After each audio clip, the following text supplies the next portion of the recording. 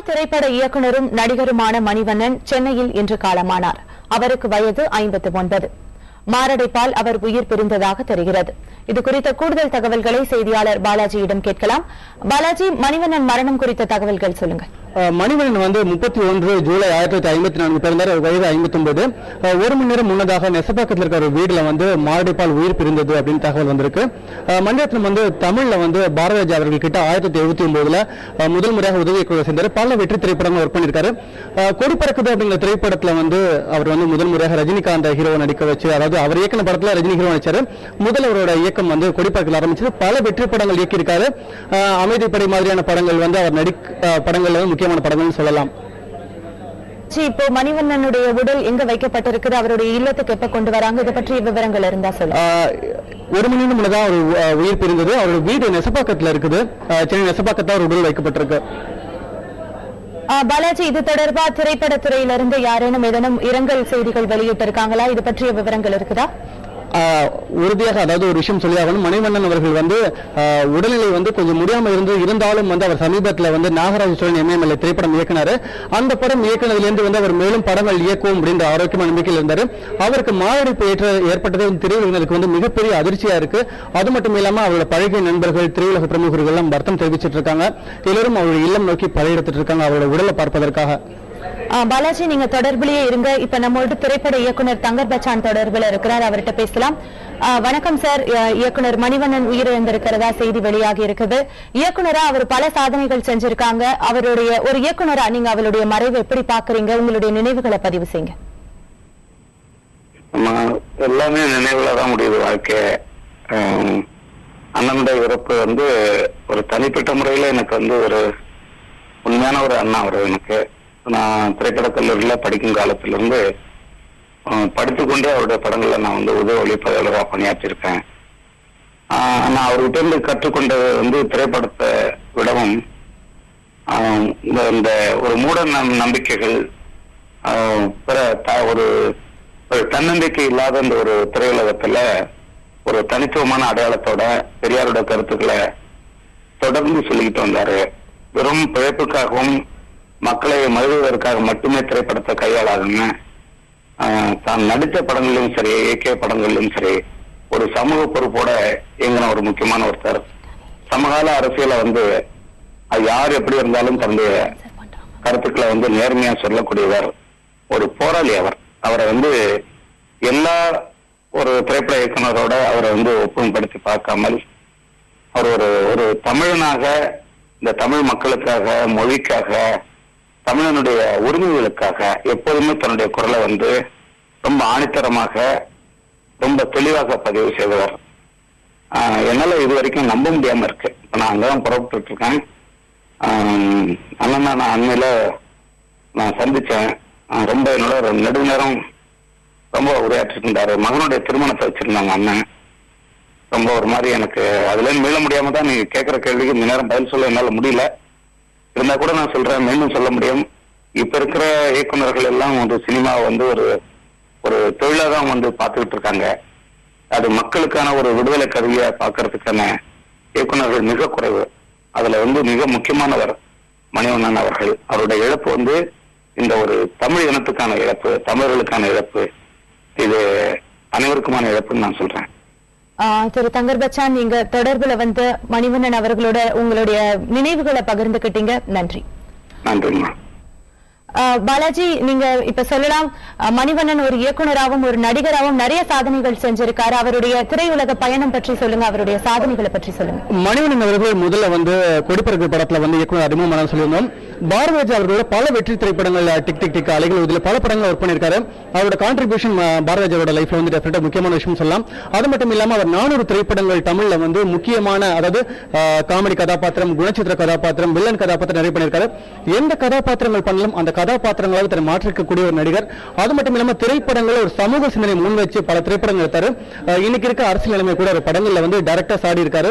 இருந்தாலும் ஒரு திரைப்படங்கள் மக்கள் மத்தியில் நல்ல வரவேற்பு. அமைதி படங்கள் படம் எடுத்தாரு. அந்த படம் சத்யராஜ் நடிச்ச மிகப்பெரிய ஹிட்டான திரைப்படத்தை சமீபத்தில் அமைதிப்படை பாட்டு எடுத்தாரு நாகராஜ் எம்எல்ஏ.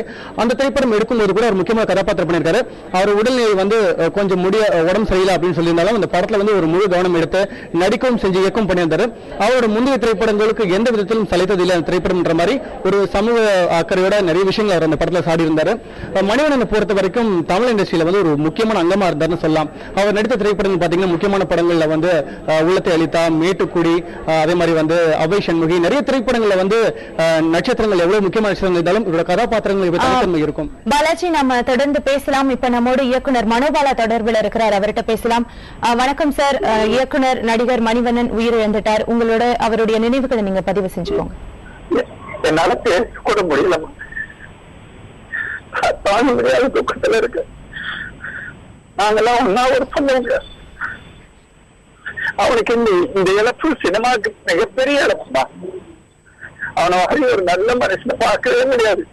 அவ்வளவு அறிவாளி, படிப்பாளி, எல்லாருக்கும் ஹெல்ப் பண்ற டெண்டன்சி எல்லாமே உள்ள ஒரு நல்ல மனிதன் போச்சு. என் வலது கையே போச்சு. பேச முடியல. மனோபாலா, நீங்க ரொம்ப வருத்தத்தோட உங்களுடைய நினைவுகளை பகிர்ந்துகிட்டீங்க. நன்றி. பாலாஜி, நீங்க இப்ப தொடர்ந்து பேசலாம். நீங்க மணிவண்ணன் அவர்களுடைய சாதனைகளை பட்டியலிட்டு இருந்தீங்க, நீங்க தொடர்ந்து பேசலாம். நடிகர் மணிவண்ணன் அவர்களை பொறுத்த வரைக்கும் வந்து எந்த ஒரு கதாபாத்திரத்திற்கும் அழகாக உயிர் கொடுக்கக்கூடியவர். எல்லா நட்சத்திரங்கள் கிட்டே ஒரு இயக்குனர் இருந்த போதும் சரி, நட்சத்திரமா இருந்த போதும் சரி, ஒரு அன்பா பழகக்கூடியவர், அவங்க கூட நட்பு பாராட்டக்கூடியவர். அதனாலதான் வந்து பல திரை நட்சத்திரங்கள் ஒரு திரைப்படங்களுக்கு வந்து ஒரு முக்கியமான கதாபாத்திரம் அப்படின்னா மணிவண்ணன் தான் அவங்க முதல்ல பரிந்துரைப்பாங்க. அது மட்டும் இல்லாமல் பல இயக்குநர்களை தேவையும் அவர் இருந்தார். அவர் நடித்த ஒவ்வொரு திரைப்படங்களையும் வந்து அவரோட ஒரு பண்பாட்டு நடிப்பை நம்ம பார்க்கலாம். மணிவண்ணன் அவர்கள் வந்து தொடர்ந்து பல படங்கள் இயக்குவேன் அப்படின்ற நம்பிக்கை வந்து சமீபத்தில் பிரஸ் மீட்டை கூட தெரிவிச்சிருந்தாரு. அவருடைய இயக்கத்தில் அவரோட ஆர்வம், நிறைய விஷயங்கள் தொடர்ந்து பல படங்கள் பண்ணணும் அப்படின்ற ஒரு கவனத்தோட இருந்தாரு. இப்ப அவரோட மரண செய்தி வந்து பலருக்கும் வந்து அதிர்ச்சிகரமான ஒரு தகவலா இருக்கு. அது மட்டும் இல்லாமல் திரைத்துறையினர் வந்து ரொம்பவே கலங்கி போயிருக்காங்க. ஏன்னா வந்து அவரோட பங்கெடுப்பு அப்படிங்கிறது வந்து திரைத்துறையில வந்து ரொம்ப முக்கியமான ஒரு விஷயம். அவரோட திரைப்படங்கள் வந்து இன்னைக்கும் பேசப்படுறது முக்கியமான காரணம் வந்து அவர் கொடுத்த அந்த நேர்த்தியான ஒரு வடிவம் தான். பல திரை நட்சத்திரங்கள் வாழ்க்கையில ஒரு பிரேக் பாயிண்டா கூட இருந்திருக்காரு. நிறைய நட்சத்திரங்களுக்கு வந்து அவங்க ஆரம்ப காலத்துல அவங்களை வந்து லிஃப்ட் பண்றதுக்கு அவரோட படங்கள் வந்து ரொம்பவே ஒரு ஏதுவா இருந்தது, ரொம்பவே ஒரு முக்கியமான அம்சமாகவும் இருந்தது. நீங்க இப்ப தொடர்பில் இருக்க நம்மோடு திரைப்பட நடிகர் சத்யராஜ் தொடர்பில் இருக்கிறார். திரைப்பட நடிகர் சத்யராஜ் இன்னும் சிறிது நேரத்தில் நம்மோட தொடர்பில் வருவார். அதுவரை பாலாஜி, நீங்க சொல்லுங்க, ஒரு இயக்குனரா மட்டும் இல்லாம ஒரு நடிகராகவும் அவர் நிறைய சாதனைகள் செஞ்சிருக்காரு. ரொம்ப ஸ்பெஷலான நிறைய திரைப்படங்கள் அவர் நடிச்சிருக்காரு. அப்படி அவரு சிறப்பான நடிப்பை வெளிப்படுத்தின சில திரைப்படங்களை பற்றி சொல்லுங்க. அவங்க ஆரம்ப காலத்தில் நடிக்க ஆரம்பிச்ச திரைப்படங்கள் பாத்தீங்கன்னா சில படங்கள் தலைக்காட்ட ஆரம்பிச்சாரு. அவரோட அமைதிப்படை திரைப்படத்துல வந்து சத்யராஜ் கூட வந்து ஒரு முக்கியமான ஒரு சப்போர்ட்டிங் ரோல்ல வந்தாரு. அந்த முதல் அந்த திரைப்படமே ஒரு பெரிய பிரேக்கிங் பாயிண்ட் அமைஞ்சது. தொடர்ந்து பல ஹீரோக்களோட கார்த்திக், சத்யராஜ், அதே மாதிரி அஜித், விஜய் எல்லோருக்குமே வந்து அவங்க படங்கள்ல ஒரு முக்கிய பங்கு வச்சாருன்னு சொல்லலாம். அவர் நடிகை திரைப்படங்கள் மக்கள் ரொம்பவே எடுத்துட்டு போன திரைப்படம் வந்து உள்ளத்தில் இருந்த திரைப்படம். இந்த படத்துல வந்து சுந்தர் சி டைரக்ஷன் நடிச்சிருந்தாரு. இந்த படத்திற்கு அப்புறம் வந்து ரொம்ப பிஸியான ஆக்டர் ஆயிட்டாரு. ஒரு வருஷத்துல 20 திரைப்படங்கள் ரிலீஸ் ஆனா 20 படத்துல 18 படத்துல, அதாவது ஒரு வருஷத்துக்கு குறைந்து 18-20 படங்கள் நடிக்கிறதுக்கு வந்து பிஸியான ஆக்டர் ஆனாரு. எல்லா ஹீரோக்களும் வந்து அவங்க திரைப்படத்துல வந்து ஒரு முக்கியமான ஒரு குணச்சித்திர கதாபாத்திரம் இருந்தது. ஒரு காமெடி கதாபாத்திரத்துக்கு இம்பார்ட்டன்ஸ் இருந்தா டெஃபினட்டா மணிவண்ணன் அவர்கள் தான் அணுகுவாங்க. காரணம் அந்த அளவுக்கு வந்து அந்த கதாபாத்திரத்தோட ஒன்றிணைந்து அவரோட இம்பார்ட்டன்ஸ் வந்து எந்த அளவுக்கு வெளிப்படுத்தணும் அப்படிங்கிறது ஒரு அழகா நடிக்கக்கூடியவர். இன்னைக்கு திரையுலகில் பல இயக்குநர்களுக்கு முன்மாதிரியாக இருந்திருக்காரு. அவர்கிட்ட உதவி இயக்குநர்களா இருந்த பலருமே திரைத்துறையில வந்து நல்லாவே ஜொலிச்சிட்டு இருக்காங்கன்னு சொல்லலாம். பாலாஜி, மணிவண்ணன் அவர்களுடைய குடும்பத்தை பத்தி சொல்லுங்க. அவருடைய மகன் கூட ஒரு திரைப்படத்துல கதாநாயகனா அறிமுகமானார். அவருடைய மரணத்தை தொடர்ந்து அவருடைய குடும்பத்தினர் யார்கிட்டயாச்சும் பேச முடிஞ்சதா? அவங்க என்ன நிலையில இருக்காங்க? மணிவண்ணன் அவர்களுக்கு வந்து ஒரு மகள் மற்றும் ஒரு மகன் இருக்காங்க. மகனோட பேர் ரகுன் பேரு. அவர் வந்து மணிவண்ணனோட ஆரம்ப கால படங்கள் ஒரு 10 வருடங்களுக்கு முன்னாடி வந்து ஒரு படம் இயக்கும் போது சத்யராஜ் மகன் படத்தை அறிமுகமானாரு. அதற்கப்புறம் சமீபத்தில் நாகராஜ சோழன் எம்எல்ஏ திரைப்படத்திலும் வந்து அவர் வந்து சத்யராஜ் படம் நடிச்சாரு. இந்த படத்துல மகனை வந்து மீண்டும் கதாநாயகனை முன்னிறுத்தினாரு. அது மட்டும் இல்லாமல் மணிவண்ணனுக்கு வந்து தன்னோட மகனை தமிழ் சினிமா இண்டஸ்ட்ரியில ஒரு முக்கியமான கதாநாயகனை உருவாக்கணும் அப்படிங்கிறது ரொம்ப வேட்கை கொண்டவர். அவரோட குடும்பத்தினர் வந்து ரொம்ப வருத்தத்துக்கு ஆளாதனால அவங்க தொடர்பு கொள்ள முடியல. பாலாஜி, நீங்க திரு மணிவண்ணன் அவர்களுடைய கலைத்துறை பயணம் பற்றிய தகவல்கள் சொன்னீங்க. அவருடைய சாதனைகளை குறிப்பிட்டு பேசுங்க. அவருடைய சினிமா துறையில் அவர் செஞ்ச சாதனைகள், அவருடைய இயக்கத்துக்கு கிடைத்த மரியாதைகள், அது பற்றி சொல்லுங்க. கண்டிப்பாக மணிவண்ணன் அவர்கள் ஒவ்வொரு திரைப்படங்களும் முத்திரை பதிக்கூடியவர். எல்லா திரைப்படங்களும் 20 வருடங்கள் 30 வருடங்களான திரைப்படங்கள் கூட மக்கள் மத்தியில் இன்னைக்கும் பேசப்படுது. ஆனால் அவர்கள் திரைப்படங்களை பொறுத்த வரைக்கும் பாடல்களுக்கும் நம்ம இம்பார்ட்டன்ஸ் கொடுக்கிறாரு. திரைப்படங்கள்ல வந்து ஒரு இயக்குனரை மட்டும் இல்லாம அவரே வந்து ஒரு பாடல்கள் உருவாக்கும் போதும் சரி, கம்போசிங்கும் சரி, எல்லா விஷயத்திலும் அவரோட முழு ஈடுபாடு காட்டக்கூடியவர். மணிவண்ணன் அவர்களை பொறுத்த வரைக்கும் வந்து இயக்கத்தில் முழு கவனம் செலுத்திட்டு இருந்தவர். நடிப்பு அப்படின்ற ஒரு துறையில கால் பதிக்க ஆரம்பிச்சாரு. தொடர்ந்து பல படங்கள் பண்ண ஆரம்பிச்சாரு. அப்போ ஒரு இயக்கத்தை கொஞ்சம் கொஞ்சமா குறைச்சிக்கிட்டாரு. முழுக்க நடிப்புல கவனம் செலுத்தினாரு. அது மட்டும் இல்ல மணிவண்ணன் அவர்கள் வந்து பல விருதுகளை வாங்கியிருக்காரு. சிறந்த சப்போர்ட்டிங் ஆக்டர் விருதுகள் வாங்கியிருக்காரு, குணச்சித்திர விருது வாங்கியிருக்காரு. அது மட்டும் இல்லாம சிறந்த வில்லன் நடிகருக்கான விருது வாங்கியிருக்காரு. பாலாஜி, நம்ம தொடர்ந்து பேசலாம். நம்மோடு இயக்குனர் கௌதமன் தொடர்பில் இருக்கிறார், அவர்கிட்ட பேசலாம். வணக்கம் திரு கௌதமன். ஒரு நடிகரா ஒரு இயக்குனரா தன்னை நிரூபிச்ச மணிவண்ணன் இன்னைக்கு உயிரிழந்திருக்காரு. அவரோட உங்களுடைய நினைவுகளை பதிவு செய்யுங்க. அது இந்த செய்தி கேட்ட உடனே என்னால நம்ப முடியல. ஒரு பெரும் பதட்டத்துக்கு உள்ளாயிடுச்சு மனசு. ஏன்னா தமிழ் சினிமாவில் ஒரு அற்புதமான ஒரு இயக்குனரா, நடிகரா, தன்னுடைய ஒவ்வொரு கட்டத்திலுமே வந்து இந்த சமூகத்துக்கான பொறுப்பான படைப்புகளை, புரட்சிகரமான கருத்துக்களை படைப்புல பதிவு செஞ்ச ஒரு இயக்குனர் மணிவண்ணன் அவர்கள். அது மட்டும் இல்ல, பர்சனலா வந்து என் மேல ரொம்ப அக்கறை கொண்ட ஒரு இயக்குனராகவும், ஒரு ஒரு உறவு சார்ந்த ஒரு அற்புதமான ஒரு மன தாக்கத்தை ஏற்படுத்தினவர் மணிவண்ணன் சார் அவர்கள். அவருடைய இந்த பாலைவன ரோஜாக்களா இருக்கட்டும், அவருடைய அமைதிப்படையா இருக்கட்டும், அதாவது இந்த சமூகத்துக்கு பொறுப்பான விஷயத்த முடிஞ்ச வரைக்கும் சொல்லணும்னு நினைச்சாரு. அது மாதிரி தந்தை பெரியார் அவர்களுடைய கருத்தை தன் படைப்புகள் மூலமா மிகப்பெரிய அளவுல பரப்புனாரு.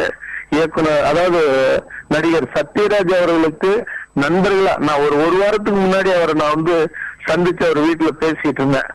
அப்ப கூட நான் கேட்டேன், எப்படிங்க சார் கல்லூரி காலத்துல இருந்து நண்பர்களா இருந்து இன்னைய வரைக்கும் அந்த நட்பை தொடர்ந்துகிட்டு இருக்கீங்க?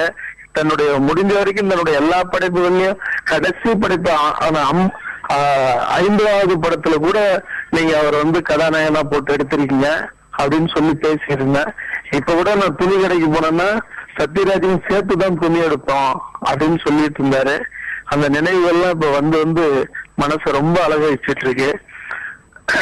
இயக்குனர் மணிவண்ணன் அவர்களுடைய இறப்பு தமிழ் சினிமாவுக்கு மிகப்பெரிய பேரிழப்பு. அவருடைய ஆன்மா சாந்தி அடையணும். அவருடைய படைப்புகள் நம்மளோட இருக்கிற வரைக்கும் அவர் நம்மளை விட்டு பிரிஞ்சு போயிட்டாருங்கிற நினைப்புங்கிறது ஒரு சமாதானமாயிட்டாலும் கூட அந்த படைப்பின் மூலமா அவரை நம்ம நெஞ்சில தாங்கி நிறுத்திக்கலாம். நிச்சயமா சார், நீங்க சொன்ன மாதிரி அவருடைய படைப்புகள் என்னைக்குமே நம்ம மத்தியில இருக்கும். நீங்க தொடர்புல வந்து உங்களுடைய இரங்கலை பதிவு செஞ்சதுக்கு நன்றி.